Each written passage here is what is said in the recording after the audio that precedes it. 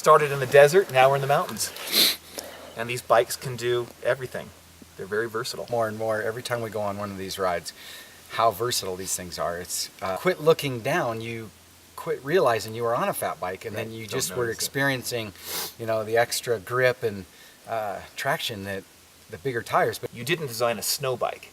You designed a trail bike with fat tires, which allows it to go over snow, ride over sand, but also chunky, hard pack, loose over hard pack terrain. It rides and jumps and rolls like a trail bike. The other thing too is, no matter whether you're beginner, expert, pro, whatever you're doing, everyone's leaning harder into a corner, maintaining traction and getting a little more thrill out of the fatter tire. The search for traction is pretty much out of the equation. You just have it. All traction.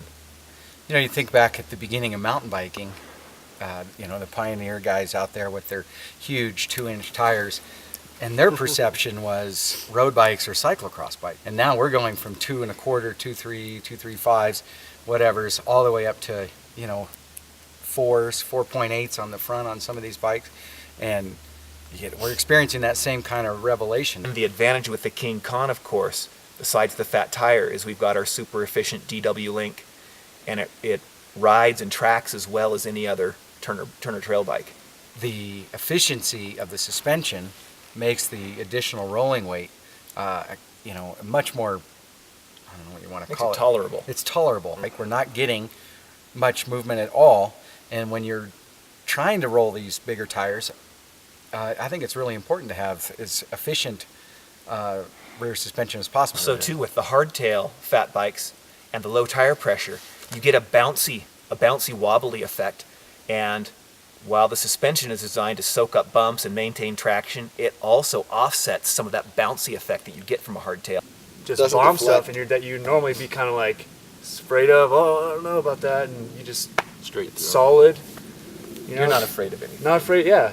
Dropping off, good drop, a solid bike. As we were pedaling up, went through a section back there that was a whole bunch of embedded rock in an odd pattern. So you basically had to ride, you're clipping them as you go through them, and you don't have to worry about, swinging the wheel around this or that. You just miss the biggest ones, and the fatter tires just absorb, and it doesn't even feel like we're slowing down. On a normal bike, you can actually feel the tires, they're deflecting, they're bouncing you a little bit slower. These things, when you get the air pressure dial, it's like they just straight through them. Not in there. Yep. Yeah.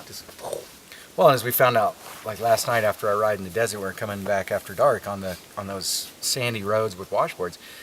On the flats, they haul ass as well. I mean, that all, the extra girth is not noticeable unless you're pointed up a pretty noticeable climb. Like on this climb here, which is a modern engineered trail, the climb isn't so bad.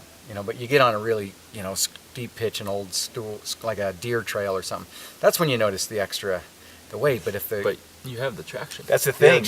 Even though you've got the weight, you've got the traction. You talk about the general trend going from narrower to wider. Now, riding around on these fat tires, now we're looking at skinnier tires. The rise of plus size and the discussions of these plus size, which are roughly 2.8 to 3.0 tires.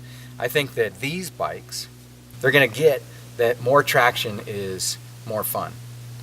And that's going to basically affect the future riders, in that they're going to look at, is 2 1/4 enough anymore? Maybe they don't want 4s, but 2.8 to 3 Right. Yeah. is going to make I think that the next quest, in the past, we've always been stuck with this same basic 2.1 to 2.3 tire. And, you make them a little thicker, you make them thinner, whatever, but the same thing. And I think that the next,